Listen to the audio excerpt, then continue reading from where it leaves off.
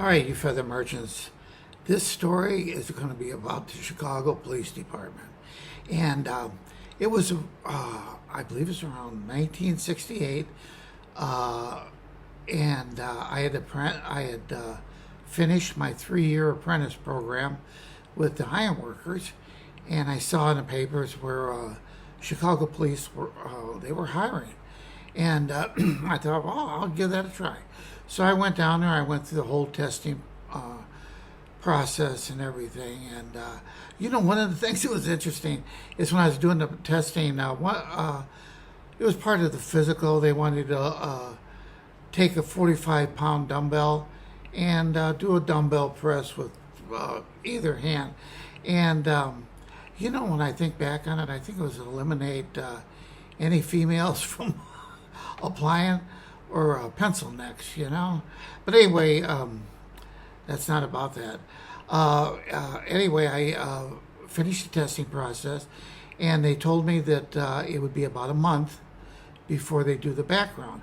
So I got a month to kill, and it was the winter time, and I read about a place called Puerto Vallarta, Mexico, and it really sounded good. So I stopped over at a friend's house. He was an operating engineer at the time, and I went to high school with him. And anyway, I asked him if he was interested in taking a month off and going to Mexico.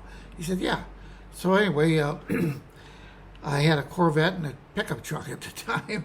I certainly wasn't going to go down there in my Corvette, but we got the pickup truck and went down there. Anyway, we went down there for 1 month, but I ended up spending 3 months down there. I fell in love with Mexico. I mean, it was incredible. But this story isn't about that. So anyway, after we spent 3 months down there, I went back and I started thinking about the Chicago police. I know they're going to call me.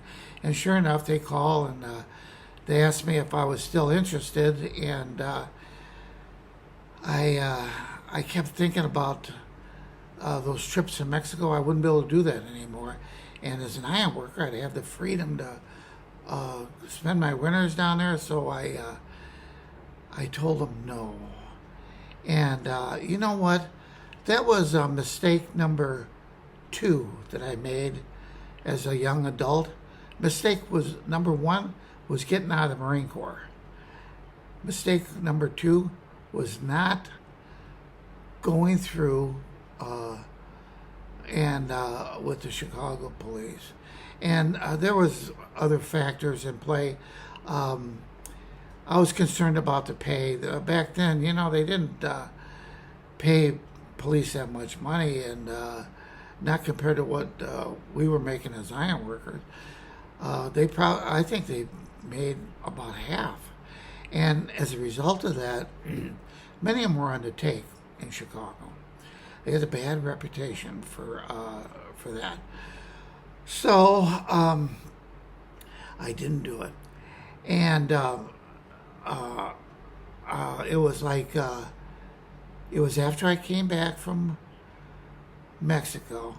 I used to spend a lot of time in Chicago, going to the clubs and stuff like that. And there were girls that I would date over there. Anyway, had been drinking all evening in one of those clubs. I was driving my Corvette, and I had 2 girls in the car with me. And I'm on the Dan Ryan and Expressway. I'm heading towards the Indiana state line because I was living in northwest Indiana at the time. So like I said, I'm drunk, I'm speeding, and a cop lights me up. And so I pull over, and this sergeant comes up to my window, and of course I give him my license, insurance, registration, and I'm thinking this isn't going to be good because I'm drunk. I am really drunk, and I got these 2 girls in the car with me. There's only 2 seats, so he wanted me to come back to a squad car. So I go back to a squad car, and I get in the back seat, and of course he's got the heater on, and right away I realize he can smell the alcohol on me. I got a reek of alcohol for sure. And he first things he tells me, he said, "Is this the only driver's license you have?" And I said, "Yes, sir, it is." And he said, "Well, it's expired." And I thought, oh, it's expired. I don't know how that happened. Anyway, this is not looking good.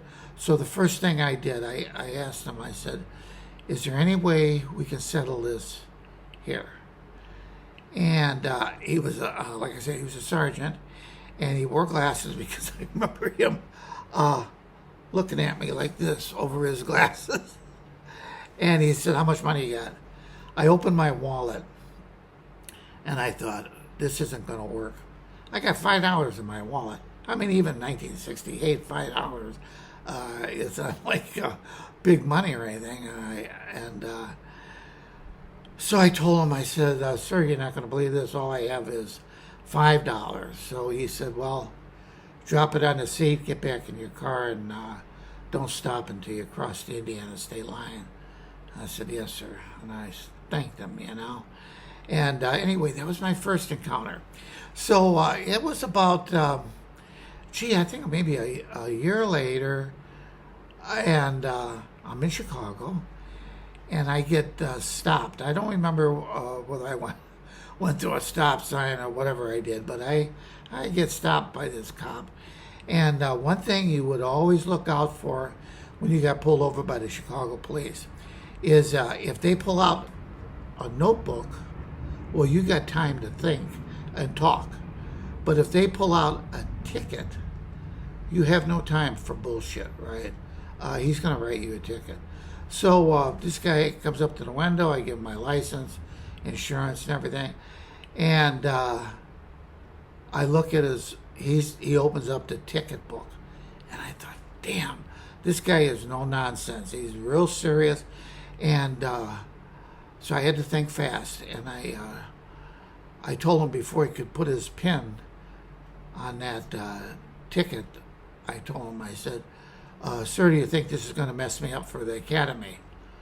And he looked at me and he says, "What academy?" I said, "The police academy." And he told me, he said, "You going to be a cop?"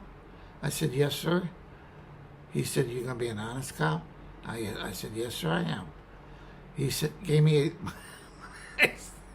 my stuff back and told me to have a nice day, and I felt bad lying to him because I knew this guy, he's a real honest person, and here I'm tricking him, by being less than truthful.